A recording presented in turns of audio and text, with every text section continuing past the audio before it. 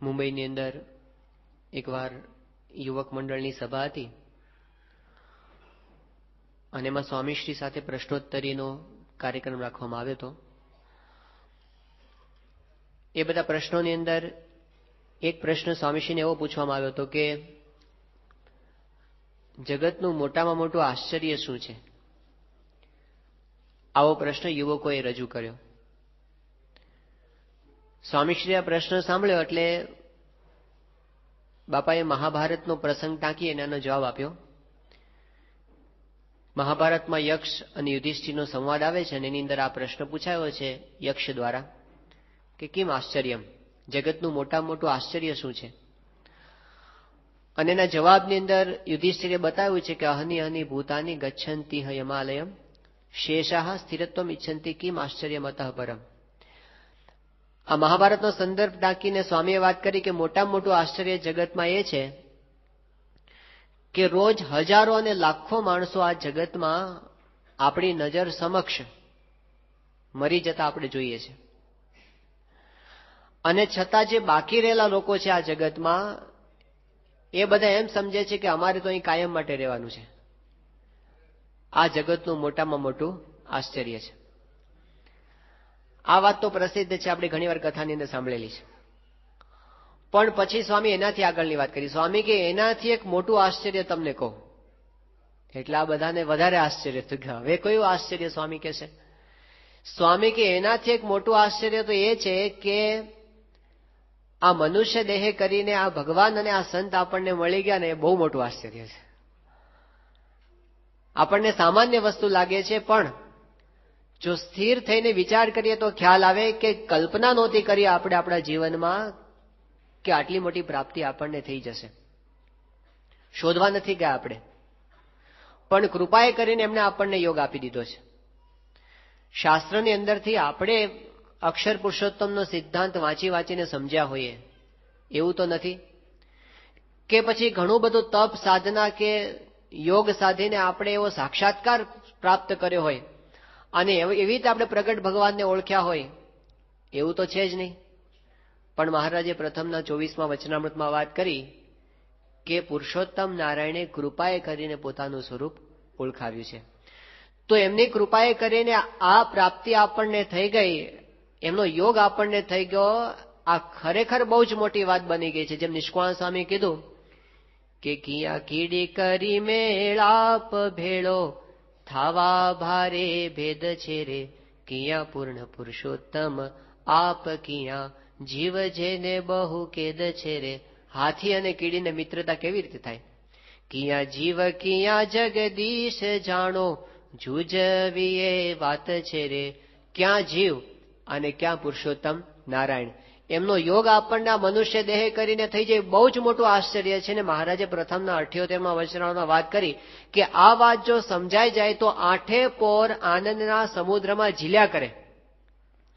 જો આ મહિમા આપણને રે ને અખંડ રે, પાછો આપણને લબક જબુ કરે છે, રે છે ને પાછું જતો રહે છે. ગુણાતીતાન સ્વામી એટલા માટે એમની વાતોમાં કીધું કે મહિમા સમજાય છે અને પાછો ભૂલી જવાય છે.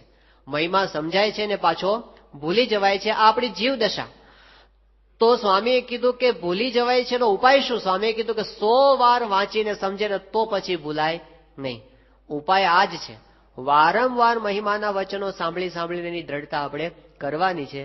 તો અત્યારે આપણે આજે કથા વાર્તા સાંભળીએ, પ્રસંગો સાંભળી, હેતુ આ જ છે કે ફરી ફરીને આપણે એને વસ્તુની દ્રઢતા કર્યા કરીએ. એને આપણે શ્રવણ મનન અને નિધિધ્યાસ કહીએ છીએ. અને પછી જયારે સાક્ષાત્કાર થાય તો એ સ્વરૂપ ક્યારેય ભૂલાતું નથી. તો એના માટેની આ પ્રોસેસ છે કે આપણે એમના મહિમાના ગુણગાનને ગાયા કરીને સાંભળ્યા કરીએ. જે ગુણાતીતાનંદ સ્વામીએ પહેલા પ્રકરણની પહેલી વાતમાં પહેલો ઉપદેશ આપ્યો કે ભગવાનને સાધુના મહિમાની વાતો નિરંતર કરવીને સાંભળવી. તો મહિમાની અંદર આપણે સાંભળતા હતા કે આપણે 3 વાતની અંદર બ્રહ્મોપનિષદ ગ્રંથની અંદર લાભ લેવાના છીએ. એક વાત છે કે આ આપણને પ્રાપ્તિ થઈ, પરિચય શું છે સ્વામીશ્રી આપણને પ્રાપ્ત થયા છે એનો. બીજી વસ્તુ એ છે કે પરિચય તો થયો આપણને, પણ આવા મોટા સ્વામી આપણા થયા એ આપણા માટે પ્રાપ્તિ છે. અને પ્રસંગ શું? તો હવે આપણે એમના થવાનો એમનો પ્રસંગ. પરિચય, પ્રાપ્તિ અને પ્રસંગ. એમાં પરિચય આપણે સ્વામીશ્રીના મોઢે સાંભળતા હતા, અને આપણે પ્રસંગ ખ્યાલ છે 2002ની સાલમાં સ્વામીશ્રી નડિયાદમાં હતા અને એ વખતે બાપા પાસે ગઝલ રજૂ કરી એવો કોઈ પ્રમુખ સ્વામી શું છે, અને એના જવાબની અંદર સ્વામીશ્રી 3 વાક્ય બોલ્યા હતા કે પ્રમુખ સ્વામી સાધુ છે, ભગવાન સ્વામિનારાયણના ભક્ત છે અને જોગી મહારાજના શિષ્ય છે. આ 3 વાત એ સ્વામી એ વખતે બોલેલા. એમાં પહેલું વાક્ય હજી આપણે સમજવા માટેની કોશિશ કરીએ છીએ. પ્રમુખ સ્વામી સાધુ છે. કેવા સાધુ છે? તો અજોડ સાધુ છે. ગુણાતીતાનંદ સ્વામીના કપાળમાં તિલક કરીને મહારાજ એવું બોલેલા, આ જેવા કોઈ સાધુ નથી ને હું જેવો કોઈ ભગવાન નથી. એવા સાધુ સ્વામીશ્રી છે અજોડ. એ આપણે એમના જીવન દ્વારા સમજતા હતા. તો ગઈકાલે આપણે જોયું હતું કે એમના જીવનની અંદર વર્તનથી સાધુતા છે. બીજું આપણને અંદર દેખાય છે ઇન્દ્રિય નિગ્રહથી સાધુતા છે. આ લોકના સુખની અંદર એમને પ્રીતિ નથી દેખાય છે. ત્રીજી વસ્તુ આપણને દેખાય છે એમને અજાત શત્રુતા. સ્વામીશ્રીને મન કોઈ જ દુશ્મન નથી અને ગમે તેટલો સ્વામીશ્રીનો દ્રોહ કર્યો હોય. વર્ષો પહેલા સ્વામીશ્રી જયારે જેતપુર મંદિરમાં દર્શન કરવા માટે ગયા હતા ત્યારે બહુ કડક શબ્દોમાં, ખરાબ શબ્દોમાં અપમાન કરીને સ્વામીશ્રીને ત્યાંથી કાઢી મૂકવામાં આવ્યા હતા અને સ્વામીશ્રી માટે જેતપુર મંદિરના દરવાજા બંધ કરી દેવામાં આવ્યા હતા. આટલું હળહળતું અપમાન સ્વામીશ્રીનું કરવામાં આવ્યું હતું. હજી ગયા વર્ષનો જ પ્રસંગ છે કે જે સાધુએ સ્વામીશ્રીને અપમાન કરીને કાઢી મૂક્યા હતા એ જ સાધુ માંદા પડ્યા અને એમને બહુ વધારે તકલીફ થઈ ગઈ. એ કોમામાં જતા રહ્યા. હવે એમને કઈ જગ્યાએ ટ્રીટમેન્ટ આપવી એના હરિભક્તોને આ પ્રશ્ન હતો. સ્વામીશ્રી પાસે એમને રજૂઆત કરી અને એમને કીધું કે બાપા આપણી સુરતની હોસ્પિટલની અંદર એમને ટ્રીટમેન્ટ આપો. સ્વામીશ્રીએ આપણી સુરતની હોસ્પિટલની અંદર મોસ્ટ વીઆઈપી રૂમની અંદર એને ટ્રીટમેન્ટ આપી, ત્યાં રાખ્યા એમને, જેને સ્વામીશ્રીને અપમાન કરીને કાઢ્યા હતા. આ એમની અજાત શત્રુતા. તો જે એમના માટે આટલું બધું કરતા હોય એના માટે પણ એમના અંતરમાં ક્યારેય ખરાબ થાય એવો સ્વપ્નમાં પણ સંકલ્પ થતો નથી. એ એમની અજાત શત્રુતા છે. સાધુતાનો એક બહુ જ મોટો ગુણ મહારાજે મધ્ય પ્રકરણના 23મા વચનામૃતની અંદર વાત કીધો કે પરમ ભાગવત સંત કોને જાણવા. તો એમાં મહારાજે વ્યાખ્યા એવી કરી કે આપણા બધે જીવ દશાની અંદર છે આપણને શું થાય, કોઈક વખાણ કરીએ ને તો આપણે તરત આમ આનંદમાં આવી જઈએ અને જો ક્યાંક આપણું અપમાન થાય, આપણું ખરાબ દેખાય તો આપણે તરત કરમાઈ જઈએ. આપણને જો સારો કોઈ વિષય પ્રાપ્ત થાય, સારું જોવાનું, સારું ખાવાનું મળે તો આપણને આનંદ થઈ જાય અને જો દેહની અંદર કંઈક રોગ આવે તો આપણે તરત જ એટલા ઉદાસ થઈ જઈએ કે આપણને ક્યાંય ચેન જ ન પડે. તો આપણું બધું ફર્યા કરે છે. મહારાજે કીધું કે સારા વિષયને પામી અને આપણું અંતર હિમ જેવું થઈ જાય છે. ખરાબ અંતરને વિષયને પામીને આપણું મન છે એ લુકની જેમ તપી જાય છે. લુક અને હિમ. જે સંતનું હૃદય, જે સંતનું મન એ સારા વિષયની અંદર ટાઢું નથી થતું અને ખરાબ વિષયમાં ઊનું નથી થતું એને પરમ ભાગવત સંત જાણવા. એમને બધું સરખું. સ્થિત પ્રજ્ઞસ્ય કા ભાષા સમાધિસ્ય કેશવ સ્થિત દેહી કિમ પ્રભાષેત કિમાસીત વ્રજેત કિમ. ગીતાના 2જા અધ્યાયની અંદર અર્જુન શ્રી કૃષ્ણ ભગવાનને પૂછે છે કે સ્થિત પ્રજ્ઞ પુરુષ છે એની વ્યાખ્યા એ શું છે, એ કેવી રીતે ચાલે, કેવી રીતે બોલે, કેવી રીતે ખાય, કેવી રીતે પીવે, એનું આચરણ કેવી રીતનું હોય એ તમે મને કહો. ત્યારે શ્રી કૃષ્ણ ભગવાને સ્થિત પ્રજ્ઞ પુરુષના લક્ષણો કીધા. દુઃખેષ્વનુદ્વિગ્ન મનાહ સુખેશુ વિગત સ્પૃહ વીતરાગ ભય ક્રોધ સ્થિત ધીર મુનિ રુચ્યતે. એમણે વાત કરી કે દુઃખની અંદર જે ક્યારે ઉદ્વેગ પામતા નથી અને સુખની અંદર એ હંમેશા ક્યારેય આનંદ પામી જતા નથી, બહુ ફૂલાઈ જતા નથી, એને સ્થિત પ્રજ્ઞ પુરુષ જાણવા. તો એવા સ્થિત પ્રજ્ઞ પુરુષ, ગીતામાં તો ખાલી લક્ષણ કીધા, અત્યારે આપણે એવા પુરુષના મૂર્તિમાન દર્શન કરીએ છીએ. હકીકત છે. જો કોઈ જુએ ને સ્વામીશ્રીના આખા જીવનનો કોઈ અભ્યાસ કરે ને તો સ્વામીશ્રીના જીવનમાં જેટલા મુશ્કેલીના પ્રસંગો છે ને એના ઉપર જ ગ્રંથો રચાયા છે. જરા થોડીક 5 જ મિનિટ વિચાર કરીએ તો આપણને ખ્યાલ આવશે કે આપણે અત્યાર સુધી જેટલી કઈ કથા વાર્તા અંદર સ્વામીશ્રીના પ્રસંગો સાંભળ્યા છે એની અંદર કેટલા બધા પ્રસંગો એવા છે કે જેમાં સ્વામીશ્રીનો મહિમા એમના મુશ્કેલીના પ્રસંગોની અંદર આપણને જણાયો છે.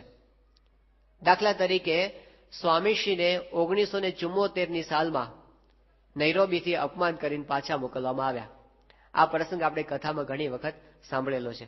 જ્યારે સાંભળીએ જ્યારે વિચાર કરીએ ત્યારે નવો લાગે એવો પ્રસંગ છે કે આ રીતે કઈ રીતે વર્તી શકાય, માણસ ન વર્તી શકે.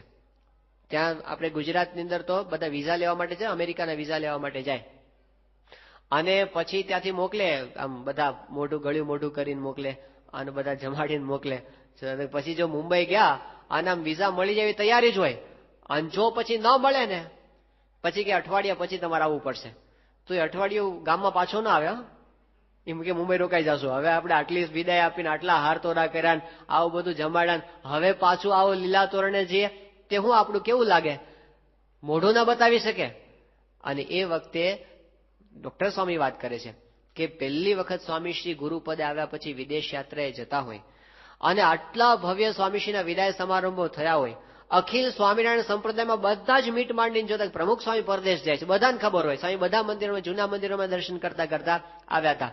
અને પછી સ્વામી નૈરોબી આવે અને પ્રથમ ગ્રાસે મક્ષિકા અને તરત પાછા જવાનું થાય. ડોક્ટર સ્વામી એ વખતે ભેગા હતા ટૂરમાં. એમણે વાત કરી કે અમારી બધાની દશા કેવી હતી કે અઠવાડિયાની ઉતરેલી કઢી, એના ઉપર એક વાટકો દિવેલ પીવડાવો અને પછી જેવું મોઢું થાય ને એવી દશા એ વખતે હતી. એ વખતે સ્વામીશ્રી અત્યંત સ્થિર, એટલા બધા કે કોઈને કલ્પનામાં આટલી હદે સ્થિર રહી શકાય.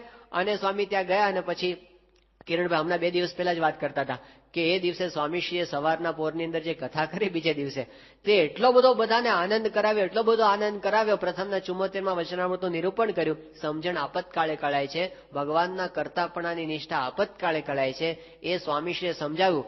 તો બધાના હૃદયનો ભાર છે સ્વામી હળવો કરી નાખ્યો. તો દુઃખનો પ્રસંગ હતો, અપમાન કરવું, સ્વામીશ્રીને નૈરોબીથી પાછા જવું પડ્યું, એ દુઃખનો પ્રસંગ હતો. પણ એની અંદર સ્વામીશ્રી જે રીતે વર્ત્યા ને તો અત્યારે એની ગાથાઓ ગવાય છે. 1983માં સ્વામીશ્રીને હાર્ટ એટેક આવ્યો, આ દુઃખનો પ્રસંગ. પણ એ હાર્ટ એટેકમાં સ્વામીશ્રી એવી રીતે વર્ત્યા, હાર્ટ એટેકની પથારી ઉપર સ્વામી સૂતા છે અને મહંત સ્વામી આવ્યા દોડીને, તરત એ દૂર હતા, વિદ્યાનગર બાજુ હતા, અને સ્વામીશ્રી પાસે આવ્યા અને સ્વામી એમને જોયા. હજી તો એમને પ્રાથમિક સારવાર સ્વામીની ચાલુ છે. સ્વામી કે મહંત સ્વામી માટે મગ બનાવજો. હજી તો એમને વડોદરા ખસેડવાના છે સ્વામીશ્રીને. રસ્તાની અંદર સ્વામીશ્રી ગાડી ઉભી રખાવીને કહે છે કે ગાણંદમાં ડાયાભાઈ ગજ્જરને ઘેર પારાયણ ગોઠવી છે, એની વ્યવસ્થાનું વિચારજો. હવે આવા પ્રસંગોમાં પણ સ્વામી બીજાનો વિચાર કરે છે, એમને લેશ માત્ર થડકાટ નથી આ વાતનો. તો એની ગાથાઓ આજે આપણે ગાઈએ છીએ. 1998ની સાલમાં સ્વામીશ્રીને બાયપાસ સર્જરી કરાવી, દુઃખનો પ્રસંગ, આપણે બધાના જીવ અધર થઈ ગયા હતા. પણ એ પ્રસંગમાં સ્વામી જે રીતે વર્ત્યા તો અત્યારે એની ગાથાઓ ગવાય છે કે સ્વામીશ્રી કેટલા સ્થિર, કેટલા શાંત, કેટલા સ્વસ્થ. ડોક્ટર સુબ્રમણ્યમ છે જેમને બાપાની બાયપાસ સર્જરી કરી હતી. હવે એ જયારે અમદાવાદ આવ્યા હતા, અમદાવાદમાં શ્રીકૃષ્ણ હોસ્પિટલ છે, એનું ઉદઘાટન સમારંભની અંદર પોતે આવ્યા હતા. અને એ વખતે એ હોસ્પિટલના જે ડાયરેક્ટર હતા ડોક્ટર અતુલ ચોકસી, એ એમના ફ્રેન્ડ હતા, એટલે એમને ઇન્વાઇટ કર્યા હતા. ત્યારે અમદાવાદ પોતે આવ્યા સુબ્રમણ્યમ, ને પછી તરત પોતે પાછા જવાના હતા. પણ એમને સમાચાર મળ્યા કે પ્રમુખ સાંઈ મહારાજ હિંમતનગરમાં બિરાજમાન છે. ઉનાળાના દિવસો, કાળઝાળ ગરમી, અને એમાં એને ખબર પડ્યા કે સ્વામી હિંમતનગર છે. એક મારે સ્વામીના દર્શને હિંમતનગર જવું છે. પહેલા એ કીધું પણ હિંમતનગર જતા ને આવતા બહુ સમય જાય, અને આમાં તો તમે તો પાછા ટાઈમના બહુ પંક્ચ્યુઅલ છો.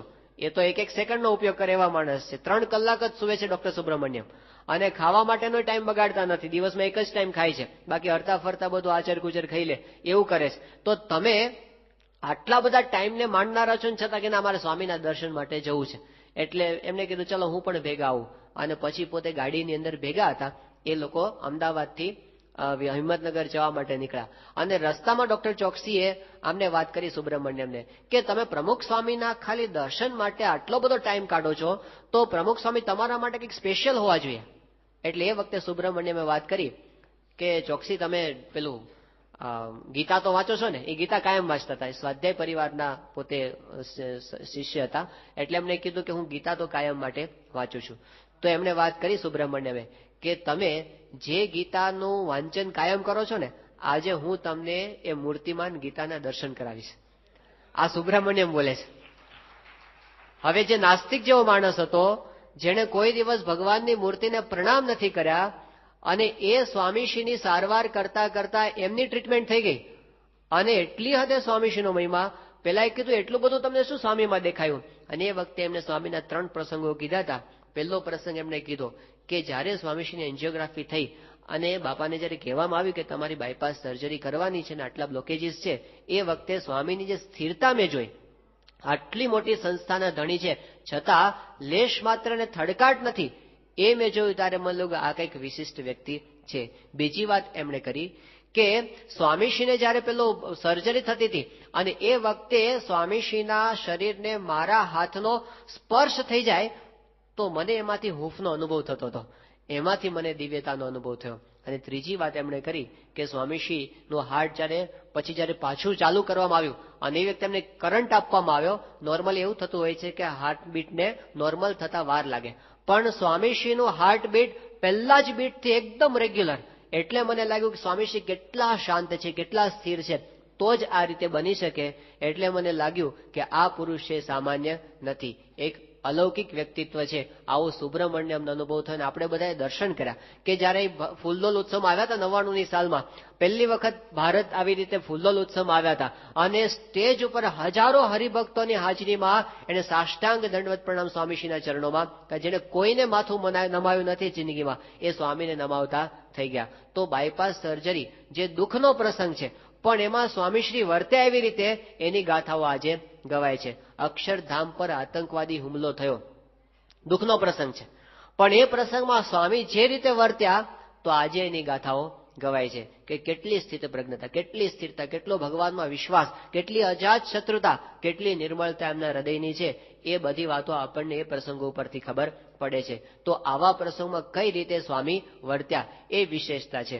બાકી આમ સાધારણ રીતે 1974માં સ્વામી પરદેશ આવ્યા અને એ વખતે એમણે આમ ચમત્કાર કર્યો હોત તો સ્વામી પાછા ફરતા થઈ ગયા હોત. સ્વામીને કોઈ રોકી ન શકે, કારણ કે એમના ઐશ્વર્યથી બધાનું મગજ ફેરવી નાખે, તો એ પણ કરી શક્યા હોત. પણ એ ઐશ્વર્ય કરતા પણ મોટી વસ્તુ આ છે એમની સ્થિત પ્રજ્ઞતા. સ્વામીશ્રી ત્યાં ઓસ્ટ્રેલિયા બાજુ બિરાજમાન હતા 1996ની સાલમાં. એ વખતનો પ્રસંગ છે કે એ બાજુ મિડલ ઇસ્ટની અંદર એક હરિભક્ત રહે છે બહારીનની અંદર, એનું નામ છે લલિતભાઈ ભટ્ટ. હવે એમને બાપાને ફોન કર્યો તો એમને કીધું હતું કે સ્વામીશ્રી અહીંયા આગળ મને તકલીફ એક બહુ મોટી ઊભી થઈ. સ્વામી કે શું થયું છે? કે હું અહીંયા આગળ આવ્યો ને આમ તો સેટ થઈ ગયો છું અહીંયા આગળ, પણ અહીં આગળની ગવર્મેન્ટના કાયદાઓ હમણાં બદલાયા, એટલે એક હારે એને એવો કાયદો કર્યો છે કે હજારો લોકોના એક સાથે વિઝા કેન્સલ થઈ ગયા છે. એટલે હવે હું તો એ સેટ થઈ ગયો છું, મારા દીકરા વ્યવસ્થિત રીતે ભણે છે, મારી નોકરી ધંધો બધું સારું છે, અને આ બધું છોડીને મારે દેશમાં પાછું જવું પડે એ પરિસ્થિતિ છે.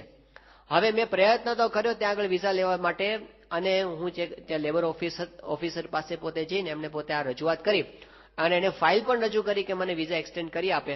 પણ પેલા ઓફિસર હતા એમને ફાઇલ ચેક કરી અને રીતસર ગાજ કરી દીધો કે આની અંદર તમારે જરૂરી ડોક્યુમેન્ટ્સ નથી અને તમે આ કેટેગરીની વિઝાને લાયક નથી, એમ કરીને પાછા આપી દીધા. હવે જે પ્રકારના ડોક્યુમેન્ટ્સ એ લોકો માંગતા હતા એ તો કોઈ રીતે લલિતભાઈ મેળવી શકે એમ હતા જ નહીં. એટલે એમને હવે તો પાછા જવું પડે એવી પરિસ્થિતિ હતી. બાપાને ફોન કર્યો કે સ્વામી શું કરું, કઈ સમજાતું નથી. સ્વામી કે તમે ફરીવાર જજો અને ત્યાં મહારાજને પ્રાર્થના કરશું, સારું થશે. હવે ફરીવાર એના ઓફિસર પાસે જવાનું કેવી રીતે બને? પણ સ્વામીના વચનમાં વિશ્વાસ, એની એ ફાઇલ લઈને એના ઓફિસર પાસે પાછા પોતે ગયા. ફરી પછી એપ્લાય કર્યું અને અજમાનની અંદર જે પેલા ઓફિસર પાસે જઈને એમણે ફાઇલ રજૂ કરી. હવે આ એમને પોતે ફેક્સની અંદર પોતાના હાથે લખેલો પ્રસંગ છે. એ કહે છે કે હું ત્યાં આગળ જઈને ઉભો રહ્યો પેલા ઓફિસરની બારી પાસે, દિવસ છે રાત નથી, અને જાગ્રત અવસ્થા છે, સ્વપ્ન અવસ્થા નથી, અને હું જોઉં છું કે એ ઓફિસરની પાછળ સાક્ષાત પ્રમુખ સાહેબ મહારાજ પોતે વિરાજમાન છે, ઉભા છે, પોતે આવે છે ત્યાં, અને પેલા ઓફિસરનો હાથ પકડીને સ્વામીએ સ્ટેમ્પ માર્યો, આમ ત્યાં આગળ સ્ટેમ્પ મરાવ્યો, અને પછી પેલા ઓફિસરે સાઇન કરી અને એમના જે ફાઇલ હતા એ ક્લિયર કરી દીધા. અને આશ્ચર્યની વાત તો એ છે પેલા ઓફિસરે કીધું કે તમારું કામ થઈ ગયું છે. એને પેલા 50 દિનારની ફીસ લેવાની હોય ને એ પણ ન લીધી, અને કે જાઓ બરું પૂરું થઈ ગયું, અને આ નીકળી ગયા ત્યાંથી. એને કીધું સ્વામી તમારો ખૂબ ખૂબ આભાર. હવે વિચાર કરો, ત્યાં બેઠા બેઠા સ્વામી કોક હરિભક્તનો એક નાનો કામ કરવા માટે આવી રીતે બીજા સ્વરૂપે જઈને આવું ઐશ્વર્ય વાપરે છે. તો એ જ કામ સ્વામી 1974માં કરી શક્યા હોત. ત્યાં આગળ સ્વામીને અટકાવવામાં આવ્યા અને જેના મગજ હતા સ્વામી ફેરવવાના હતા ફેરવી દીધા હોત તો ન થઈ જાત. પણ એના કરતા પણ મોટું કામ સ્વામી આ કરી બતાવ્યું કે પોતે આટલી સ્થિત પ્રજ્ઞતાથી પોતે વર્તી બતાવ્યું. આ 6 અબજની વસ્તીમાં સ્વામીશ્રીની અજોડતાને પુરવાર કરે છે. તો આવી સ્થિત પ્રજ્ઞતા એ સ્વામીશ્રીના જીવનની અંદર વિશેષતા આપણને દેખાય છે. તો ગમે તેવા પ્રસંગો હોય એમાં સ્વામીશ્રી આ રીતે વર્તી શકે છે. અને કેટલા હળવા ફૂલ, કેટલા એ આપણને દેખાડે છે કર્તવ્યમ એવ કર્તવ્યમ પ્રાણે કંઠગતેરપી, અકર્તવ્યમ નૈવ કર્તવ્યમ પ્રાણે કંઠગતેરપી. આપણે કરવાનું નથી કરી શકતા, નથી કરવાનું કરવા માંડીએ છીએ. એનું કારણ ઘણી વખત એ હોય છે આપણી સ્થિરતા નથી હોતી. સ્વામી ગમે એવા વિકટ સંજોગોમાં પણ જે કરવાનું હોય એ જ કરે છે. એ એમની સ્થિતપ્રજ્ઞતા છે, એમની સ્થિરતા છે. વર્ષો પહેલાનો પ્રસંગ છે, 1977-78 સાલનો. સ્વામીશ્રી પોતે ગરડાની અંદર બિરાજમાન હતા અને મૂળ તો જૂના મંદિરે સ્વામી દર્શન કરવા બહારથી આવ્યા અને સીધા જૂના મંદિર લક્ષ્મીવાડીએ દર્શન કરવા માટે ગયા હતા. પછી આપણા મંદિર આવવાના હતા. હવે એ વખતે એ દરમિયાન એક એવો પ્રસંગ બની ગયો હતો સંપ્રદાયની અંદર કે જૂના સંપ્રદાયની અંદર મણિભાઈ નામના એક વ્યક્તિનું ખૂન થયું હતું. અને આ મણિભાઈ હતા એ પોતે ઘણી વખત એવી પત્રિકાઓ છાપતા જેમાં આપણા સંપ્રદાયની વિરુદ્ધ ઘણું બધું લખતા હતા. એ મણિભાઈનું ખૂન કોઈક રીતે અંદરો અંદરના કાવા દેવામાં થયું હશે અને એને લીધે એક એવું ષડયંત્ર રચાયું કે આ મણિભાઈના ખૂન કેસનો આરોપ પ્રમુખ સ્વામી પર નાખવો. અને એવું તો થઈ શકે કારણ કે આ સ્વામીની વિરુદ્ધ લખતા હતા અને એનું ખૂન થયું હતું એટલે પ્રમુખ સ્વામીએ જ કરાવ્યું હશે.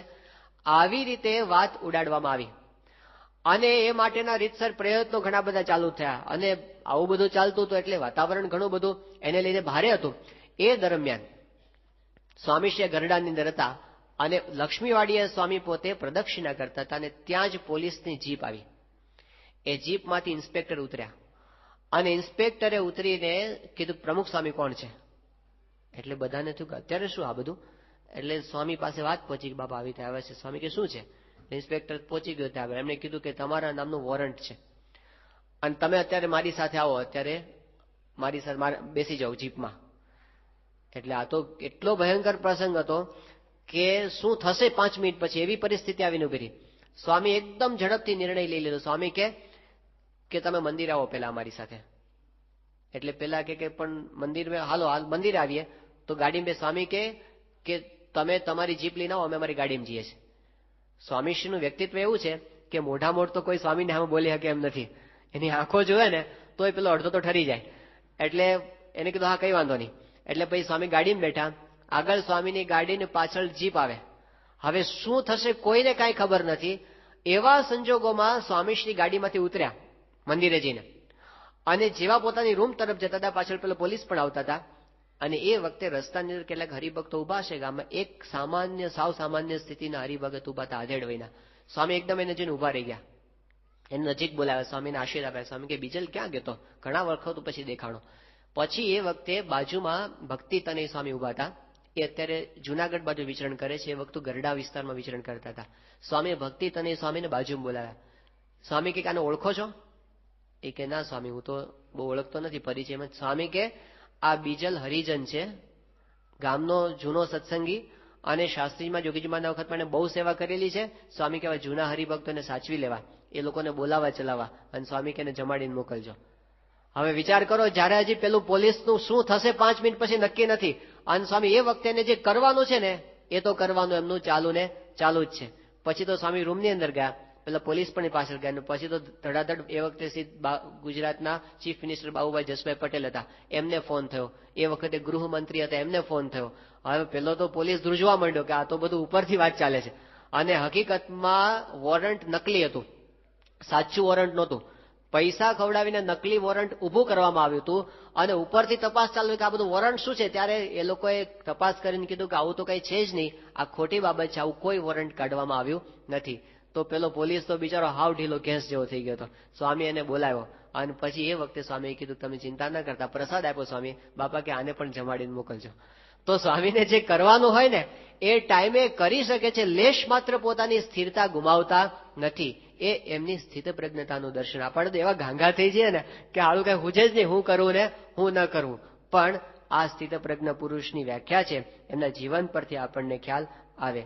તો ક્યારે સન્માનની અંદર પોતે છલકાઈ જતા નથી, અપમાનની અંદર ક્યારે અકળાઈ જતા નથી. હમણાં સ્વામીશ્રી દિલ્હીની અંદર 2 વર્ષ પહેલા હતા અને 1.5 વર્ષ પહેલા અને ભવ્ય ઉદઘાટન સમારોહ થયો અક્ષરધામ. આમાંથી કેટલાકે પ્રત્યક્ષ દર્શન કર્યા છે, કેટલાકે ટેલિવિઝનની અંદર કે વિડીયોની અંદર જોયું છે.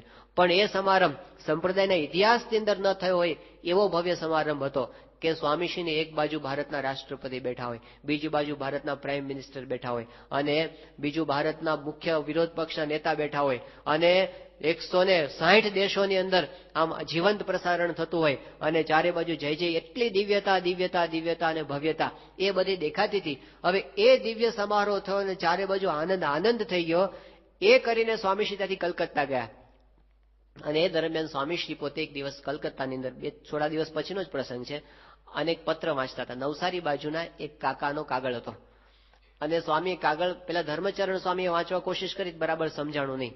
પછી સ્વામીએ વાંચવા કોશિશ કરી, બહુ ઉકેલવા પ્રયત્ન કર્યો, પણ એ એવું ગડબડવાળું લખ્યું હતું ને કે શું લખ્યું છે સ્વામી કઈ સમજી શક્યા નહીં. એટલે સ્વામીએ કાગળ લખ્યો, મોકલ્યો. એ કાગળ સ્વામી ધર્મચરણ સ્વામીને આપ્યો. સ્વામી કે આ કાગળ નવસારી પાછો મોકલો અને સંતો ઉપર મોકલો, અને શોધી કાઢો કે આ કોણ હરિભક્ત છે. એ હરિભક્તને સંતો રૂબરૂ મળી લે, અને એનો શું પ્રશ્ન છે એ જાણી અને પછી પ્રશ્ન મને લખીને પછી એને જવાબ લખું. એક ગામડાનો સામાન્ય હરિભક્ત. અક્ષરધામનું ઉદ્ઘાટન થયા પછીના ગણતરીના દિવસો પછી નવસારી વિસ્તારના ગામડાના સામાન્ય હરિભક્તના ગડબડવાળા અક્ષરથી પ્રશ્ન ન ઉકેલી શકે તો સ્વામી કે આપણે ઉકેલવો છે. કેટલી પ્રામાણિકતા છે, કેટલી સ્વસ્થતા છે. બાકી તો મહારાજે વચનામૃતમાં કીધું કે જ્યારે 50 માણસ માને ત્યારે એ માણસનું અંતઃકરણ જુદા પ્રકારનું હોય. 100 માણસ માને એટલે બદલાઈ જાય, 1000 માણસ માને એટલે બદલાઈ જાય, અને 1,00,000 માણસ માનવા માંડે ને પછી તો કોઈ એનું ઠેકાણું રહે નહીં. તો સ્વામીશ્રી જે રીતે જે દિવસે પ્રમુખ બનાવ્યા અને એ દિવસે વાસણ સ્વામી ઉઠક્યા હતા, એનું એ એમની સ્થિરતા, એમની દાસત્વ આજના દિવસ સુધી આપણને દેખાય છે. તો એ છે એમની સ્થિત પ્રજ્ઞતા. અને સ્થિત પ્રજ્ઞતાના પાયાની અંદર બહુ જ મોટો શિરમોડ ગુણ સ્વામીશ્રીના જીવનમાં આપણને દેખાતો હોય, એ છે એમની અહમ શૂન્યતા. જે મુક્તાનંદ સ્વામીએ વાત કરી છે કે સબ ગુણ પૂરન પરમ વિવેકી, ગુણ કો માન ન આવે. બધા જ ગુણો એમની અંદર હોય, બધી જ વિશેષતાઓ એની અંદર હોય, અને છતાં પણ એમનો અહંકાર ન આવે. આ બહુ જ મોટો ગુણ છે. ભરી ચરિત્રામૃત સાગર એમ કહે છે કે આ અહમ શૂન્યતા છે ને, એ તો ભગવાનનો ગુણ છે, સામાન્ય ગુણ નથી. અને હું ટળે હરી ઢુકડાનો પણ આ જ ભાવ છે કે એટલી હદે અહમ શૂન્ય પોતે વર્તે છે કે એનું અહમ ટળી ગયું છે. આપ ટળી મળ્યા ભગવાનમાં, જેના આપમાં હરિનો વ્યાપ, કે ભગવાન જ એમના દ્વારા પોતે કાર્ય કરે છે. એ કક્ષાની અહમ શૂન્યતા જો આપણે જોવી હોય તો એ આપણને સ્વામીની અંદર દેખાય. જે પદ પર સ્વામી બિરાજમાન છે ને, એ પદ પર બેસીને સ્વામી જે રીતે સરળતાથી નિર્માણીપણે વર્તી શકે ને, એ વિશેષતા છે. બાકી આમતું તો જયારે કોઈ માને ન આપતું હોય અને આપણું કઈ ઠેકાણું ન હોય, એ વખતે તો જુદી વસ્તુ છે. પણ લાખો લોકો એમને માનતા હોય ને પૂજતા હોય, એ વખતે તો જાત જાતનું પછી શરૂ થાય, દંભ થાય, કપટ શરૂ થાય, દેખાવ શરૂ થઈ જાય. પણ ગુણાતીતાનંદ સ્વામીની વાતોમાં લખ્યું છે કે ભગવાન અને સંતની ક્રિયામાં તાલમેલ નહીં, બાકી બીજાની ક્રિયામાં તાલમેલ એમ પ્રત્યક્ષ દેખાય છે. તો તાલમેલ કોઈ દેખાતો નથી, કોઈ પ્રકારનો દેખાવ દેખાતો નથી. સ્વામીશ્રી ગરડાની અંદર બિરાજમાન હતા, અને એ વખતે સામે એક સંત બેઠા હતા. એટલે સ્વામી એને પૂછ્યું કે તે ખેતરમાં કોઈ દાડો કામ કર્યું છે? ખેડૂતના દીકરા હતા. એટલે સ્વામી પૂછ્યું, પણ એ તો નાની ઉંમરે સાધુ થઈ ગયા હતા. કે સ્વામી મેં કોઈ દાડો ખેતરમાં કામ તો કર્યું નથી, પણ ખેતરે ભાત દેવા જવાનું થાય, એવી રીતે ખેતરે જવાનું થતું. એટલે સ્વામી એકદમ હસવા. સ્વામી કે હું પણ નાનો હતો ત્યારે ખેતરે જતો હતો, પણ આપણે કોઈ દાડે કામ કર્યું નથી. સ્વામી કે આપણે ભાત દેવા જઈએ, એવું સાધારણ કામ કરીએ. પછી સ્વામી એક વાત બોલ્યા. સ્વામી કે તુંય ઢોરા ચારતો આવ્યો છું, હું ઢોરા ચારતો આવ્યો છું. હવે આ શબ્દ બોલાય આ જગ્યાએ કે હું ઢોરા ચારતો આવ્યો છું. હવે જે અક્ષરધામના પુરુષ, લાખો લોકો એમને ભગવાનના સ્વરૂપ તરીકે માને છે અને પૂજે છે કે અનાદિના પુરુષ છે, પણ છતાં પણ પોતાના વિશે આવું કુત્સિત બોલી શકવું અને પછી બીજાની સાથે કમ્પેરિઝન કરવી. સ્વામીશ્રી બોચાસણની અંદર હતા, અને એ વખતે વિદ્યાનગરથી એક યુવકને લઈને એમના પિતાશ્રી આવ્યા હતા. વિદ્યાનગરમાં એ છોકરો છાત્રાલયમાં ભણતો હતો, મૂળ અમરેલીનો, અને એમના પિતાશ્રી રમેશભાઈ હતા, સત્સંગી હતા, રમેશભાઈ સરવૈયા. આ છોકરાનું નામ હતું શશિકાંત. એટલે એ દીકરાને લઈને આવ્યો સ્વામી પાસે અને કીધું કે બાપા, અમારો છોકરો છે 11મા ધોરણમાં, વિદ્યાનગર છાત્રાલયમાં એને ભણવા માટે મૂક્યો છે, પણ એને છે ને ઘર બહુ યાદ આવે છે અને બહુ રડ્યા કરે છે આખો દિવસ, અને કે મારે ત્યાં ભણવું નથી એવું કીધા કરે છે. આવું થતું હોય છે જયારે પહેલી વખત ઘરથી બહાર છૂટા પડીને જવાનું થાય, એટલે બધું યાદ આવતો હોય. સ્વામી પાસે એની ફરિયાદ કરી એમને કે બાપા આવું થાય છે. સ્વામીએ છોકરાને સમજાવવા માંડ્યા, શશિકાંતને. સ્વામી કે જો આપણે શરૂઆતમાં કોઈ દાડો ઘરેથી બહાર ન નીકળ્યા હોય ને, અને પહેલી વખત બહાર નીકળવાનું થાય ને, એટલે શરૂઆતમાં એવું થાય, પછી સ્વામી કે ધીમે ધીમે કોઠે પડી જશે. પછી સ્વામી કે હું જયારે નવો નવો સાધુ થયો ને ત્યારે પેલા થોડા થોડા ગમતું નહોતું. એને હોમ વીકનેસ કહેવાય. શું સમજો? સ્વામી હોમ સિકનેસ કહેવા માંગતા હતા, પણ સ્વામી કે એને હોમ વીકનેસ કહેવાય. એટલે શરૂઆતમાં થોડો સમય યાદ આવે, પછી છે ને સ્વામી કે ભૂલાઈ જશે બધું. મને ભૂલાઈ ગયું, તને ભૂલાઈ જશે. હવે આવું કેવું? સ્વામીશ્રી આટલા મોટા ધર્મગુરુ, 11મા ભણનારો છોકરો, અને એને એવું કહેવાય કે હું પણ સાધુ થયો ત્યારે મને શરૂઆતમાં ઘર યાદ આવતું હતું. આવું કે કેવું લાગે? કેટલી હદ સુધી સ્વામી નીચે આવે છે પોતાની કક્ષાએથી. તો એ સમજાવે છે લેશ માત્ર એમને પોતાની સ્થિતિનો અહંકાર નથી કે પોતે કઈ જગ્યાએ બેઠા છે. સામાન્યમાં સામાન્ય થઈને વર્તે. બાળક સાથે પણ સામાન્ય થઈ શકે છે. સ્વામીશ્રી ત્યાં જયારે વડોદરા પધારતા 1994-95 સાલની આસપાસ, એ વખતે સ્વામીશ્રીના લાડકા 2 બાળકો હતા. એકનું નામ હતું ભગવત અને બીજાનું નામ તિલક. ભગવત એટલે બ્રહ્મતીર્થ સ્વામીનો પૂર્વાશ્રમનો ભાણો થાય, બરાબર ને? અને તિલક એટલે નિખિલેશ સ્વામીનો પૂર્વાશ્રમનો ભત્રીજો. હવે બંને નાના નાના બાળકો, એ વખતે 5-5, 6-6 વર્ષના કદાચ એ વખતે હશે. પણ સ્વામી જ્યારે જ્યારે પધારે ને ત્યાં, તો એ વખતે આ બંને બાળકો મોટેથી પ્રમુખ સ્વામી મહારાજ અમૃત મહોત્સવની જય બોલાવે. અને સ્વામીને બહુ સંતો બધા બંનેને ચડાવે, એટલે 2 જણા સ્વામી આરામમાં જતા હોય ત્યારે બંને પેલું શું કહેવાય, ફાઇટિંગ કરે, અને એનાથી એક જણ જીતી જાય, બીજી વખત બીજો જીતી જાય. આવું બધું સ્વામી પાસે રોજ એ લોકો જાત જાતના ખેલ કરે. અને રોજ મોટે મોટેથી એટલું બધું આમ તાણીને જય બોલાવે ને, પ્રમુખ સ્વામી મહારાજ અમૃત મહોત્સવની જય. એટલે બધા સંતો બહુ રાજી થાય ને સ્વામી પાસે આવી રીતે રોજ રજૂઆત થાય. તો 95 સુધી આ બધું ચાલ્યું. અને આપણને ખબર છે 95માં તો ડિસેમ્બરમાં અમૃત મહોત્સવ ઉજવાઈ ગયો.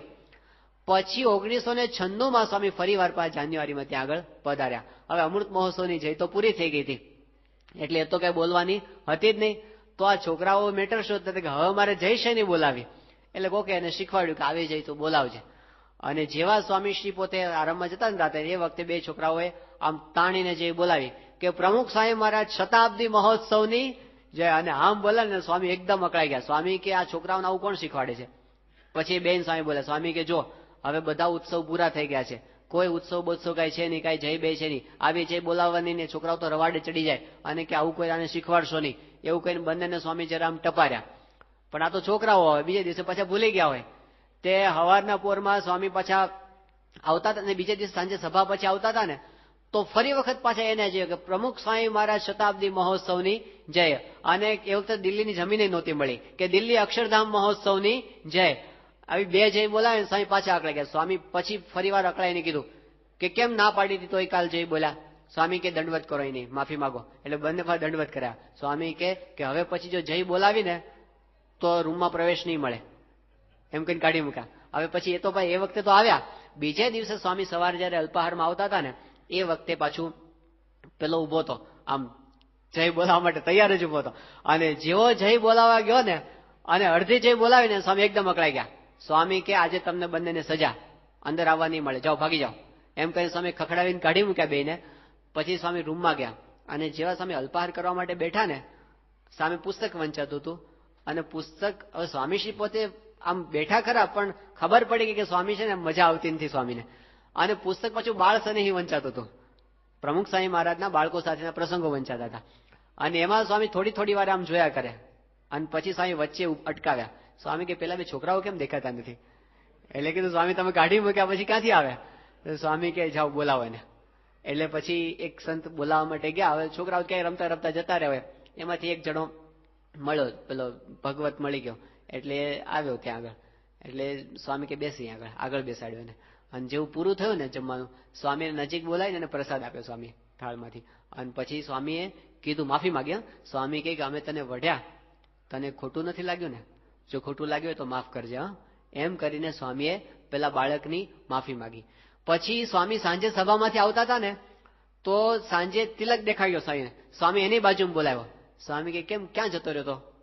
તે કે બાપા તમને કીધું જતો રહ્યો તો. સ્વામી કે અમે તને વઢ્યા, તને ખોટું લાગ્યું હોય તો તું માફ કરજે, ખોટું ન લગાડતો. એમ કરીને બંને છોકરાઓને જાતે સ્વામીએ પોતાની સાથે લિફ્ટમાં પાછા લીધા, અને ઉતારામ જઈને ફરીવાર સ્વામી બંનેને પાછો પ્રસાદ આપીને રાજી કર્યા. એક નાનો બાળક, હવે આપણે યાદ આવે છે કોઈ દાડો કોઈ બાળકની માફી આપણે માગી હોય, અને આવો તો સહેજે આમ સાધારણ રીતે આપણે લોકોને ખખડાવી નાખતા હોઈએ છીએ, પણ આટલા મોટા સ્થાને બિરાજ્યા પછી નાના બાળકની પણ માફી માગી શકે છે સ્વામી, એ એમની અહમ શૂન્યતા છે. લાખો લોકો એમને માને છે ને પૂજે છે, પણ છતાં પણ એમના અંતરની અંદર કોઈ પ્રકારનો ભાવ એવો આવતો નથી કે આ લોકો મને પૂજે છે.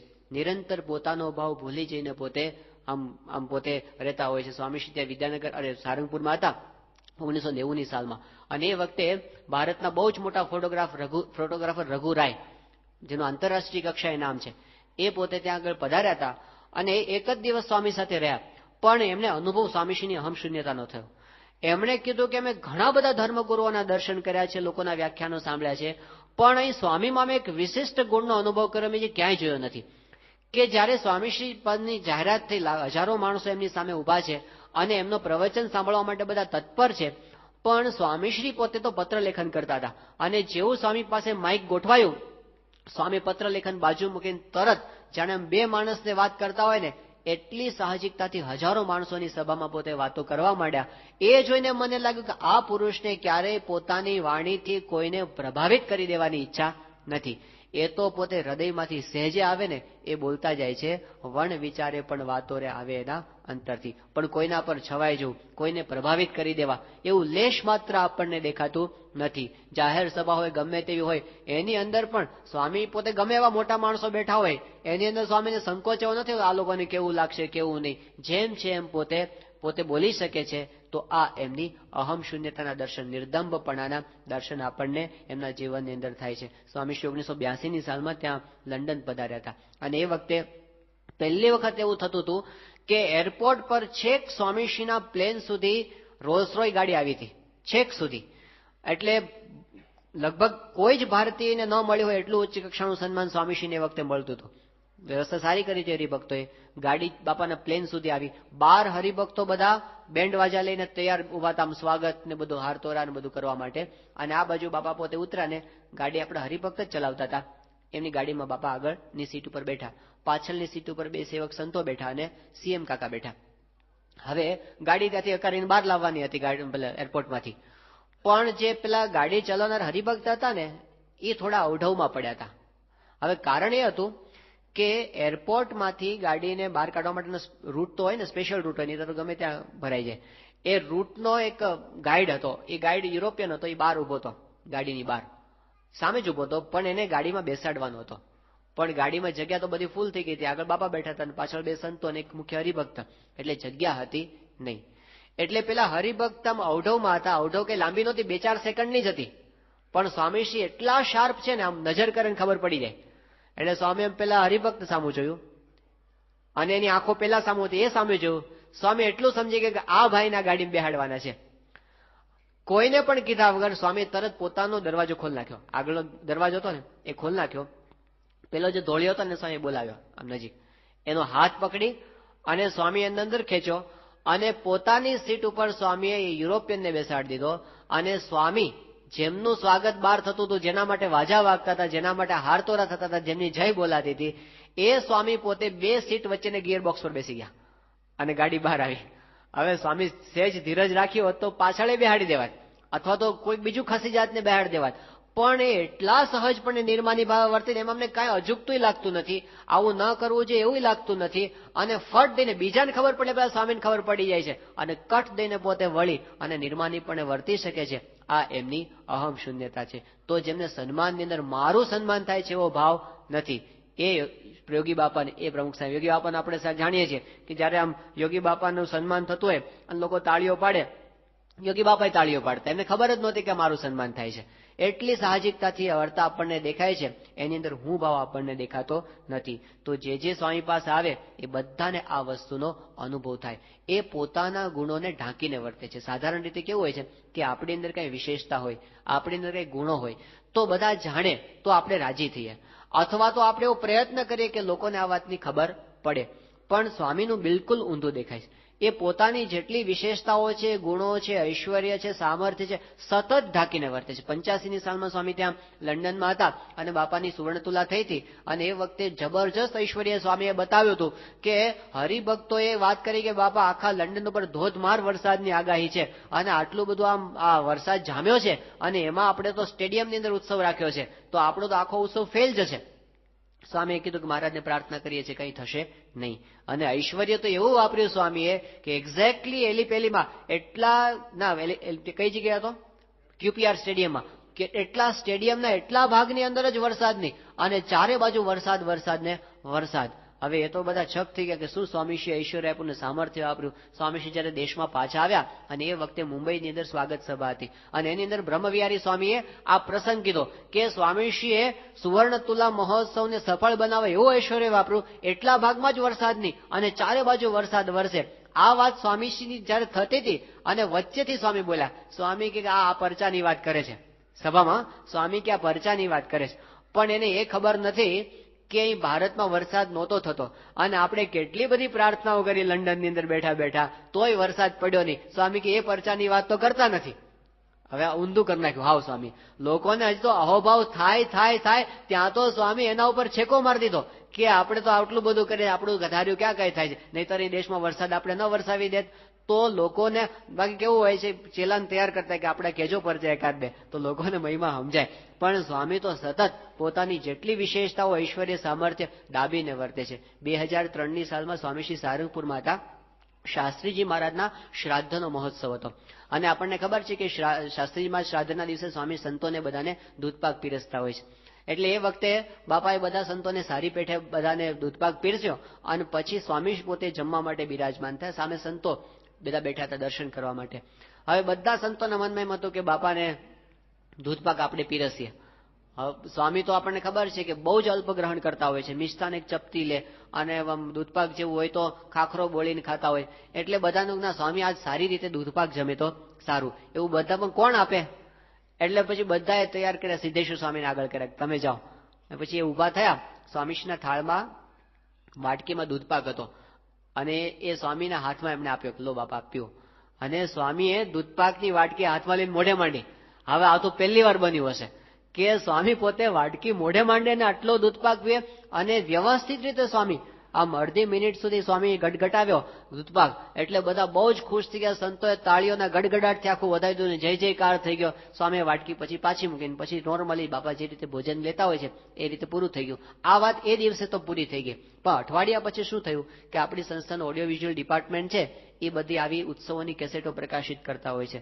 તો આ કેસેટ આ સમયની કેસેટ એ લોકોએ જલ્દીથી તૈયાર કરી દીધી અને અઠવાડિયામાં બાપાને જોવા માટે ત્યાં મોકલી દીધી. સ્વામીશ્રીની હાજરીમાં સારંગપુરની અંદર જ અઠવાડિયા પછી સ્વામી સારંગપુરમાં જ બિરાજમાન હતા. સ્વામીશ્રીનું ભોજન દર્શન જ ચાલુ હતું અને એ વખતે આ શાસ્ત્રીમાંના શ્રાદ્ધ પર્વની આખી વિડીયો કેસેટ સામે મોટા સ્ક્રીન ઉપર બતાવવામાં આવતી હતી. બે સંતો બે સાઈડમાં બેસી બધા સંતો સાઈડમાં બેસી ગયા હતા. બાપાના ભોજન દરમિયાન એ દર્શન ચાલુ હતું અને એમાં પછી આ સભાનું બધું પૂરું થયું. સ્વામીશ્રી દૂધપાક પીરસે એ બધું આવ્યું અને પછી આ પ્રસંગ આવ્યો કે સ્વામીશ્રીને સિદ્ધેશ્વર સ્વામી હાથમાં વાટકી આપી અને બાપાએ આમ દૂધપાક પીધો.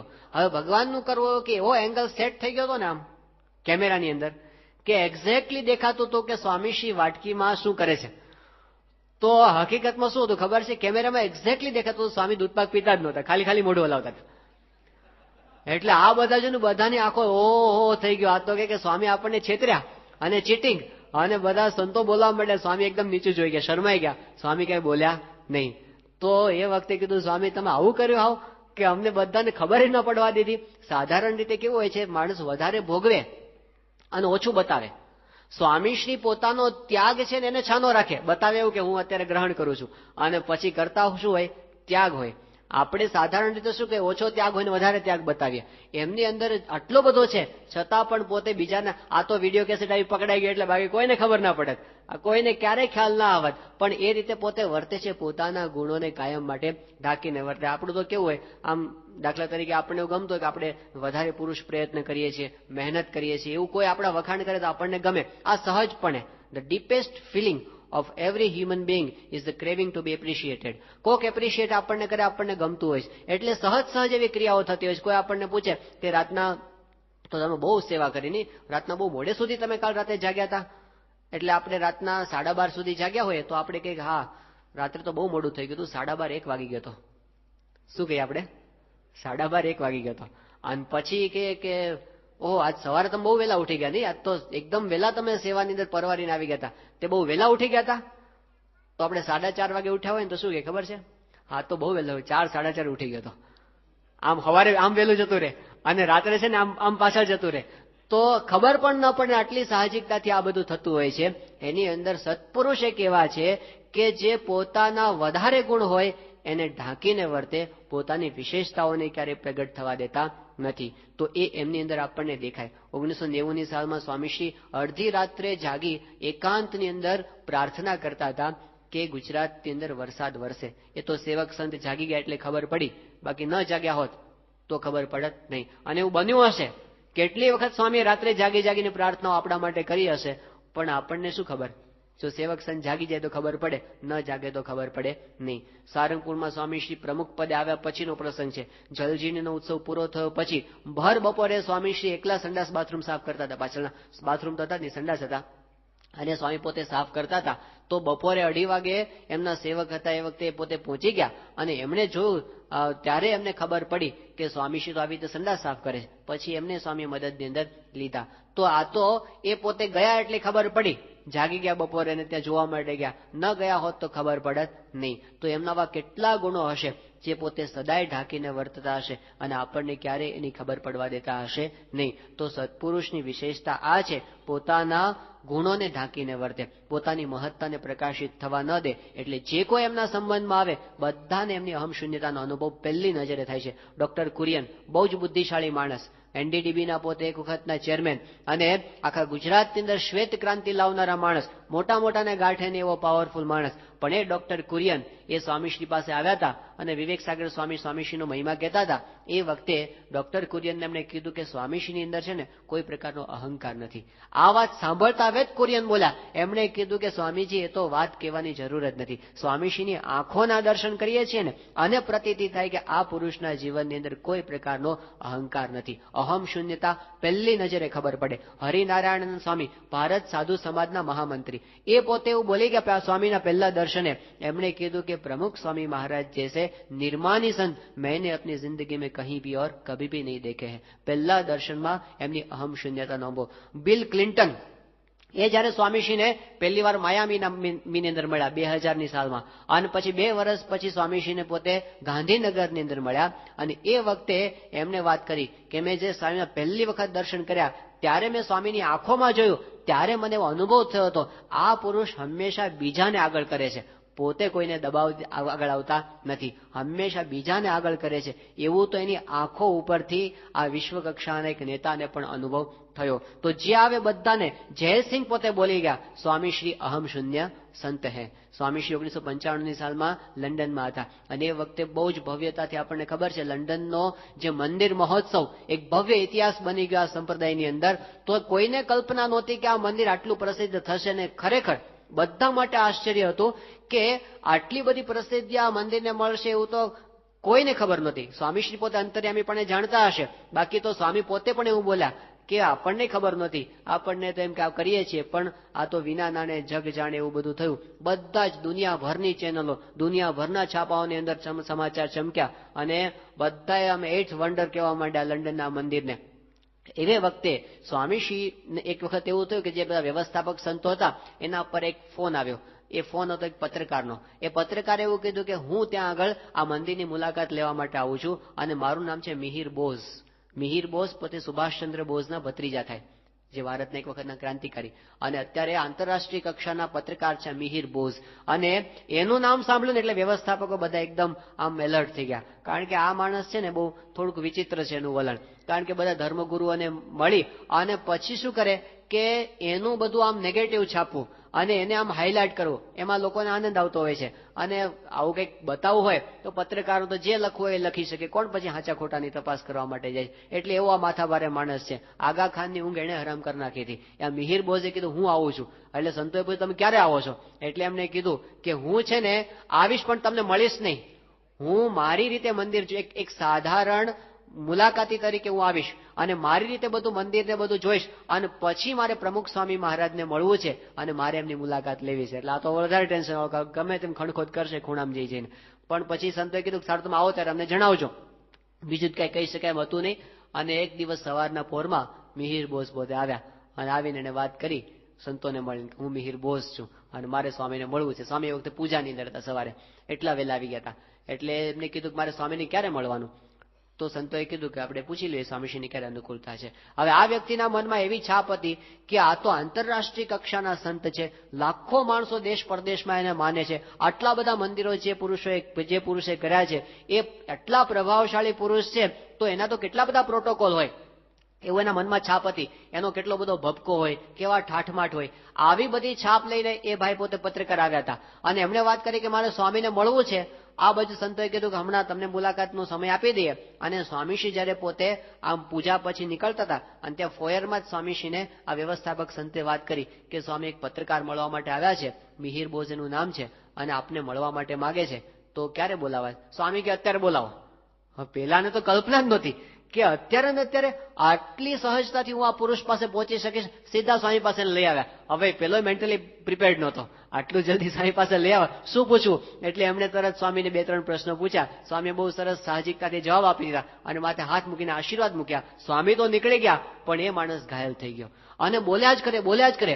એ કે shockingly simple, unbelievably simple, deep touching simplicity. એમણે કીધું કે શોક લાગ્યો મને કે આટલી હદે સિમ્પલ હોઈ શકે કોઈ?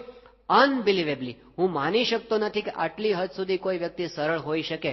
અને પછી એને વાત કરી કે હું જ્યારે નાનો હતો અને ત્યારથી મને મનમાં હતું રામકૃષ્ણ પરમહંસ જેવા કોઈ સંત નહીં.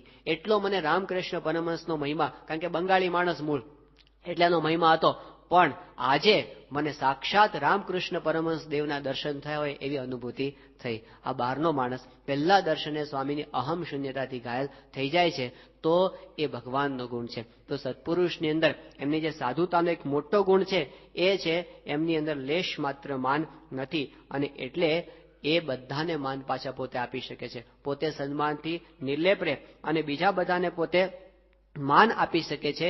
એ સાધુતાનો બહુ જ મોટો ગુણ છે. તો પ્રમુખ સ્વામી મહારાજ સાધુ છે એટલે કે આવા અહમ શૂન્ય છે. અને બીજું પરિચય સ્વામીશ્રી પોતે આપ્યો કે પ્રમુખ સ્વામી શું છે? ભગવાન સ્વામિનારાયણના ભક્ત છે. હવે ભગવાન સ્વામિનારાયણના ભક્ત કીધા તો આપણે એવો જ પરિચય આપણે આપતા હોઈએ છીએ ને કે અમે પણ ભક્ત છીએ. ને ભક્ત શબ્દ એટલો બધો સસ્તો છે ને, કોકને બહુ ખબર ન પડતી હોય ને, આમ વ્યવહારમાં બહુ સૂઝ ન હોય, બહુ ભાન ન પડતું હોય, તો આપણે શું કહીએ? આ ભગત છે. આપણે એને પણ ભગત કહીએ. સ્વામી જે અર્થમાં કહે છે કે પ્રમુખ સ્વામી કોણ છે? ભગવાન સ્વામિનારાયણના ભક્ત છે. એ ભક્ત એટલે ઉત્તમ ભક્ત.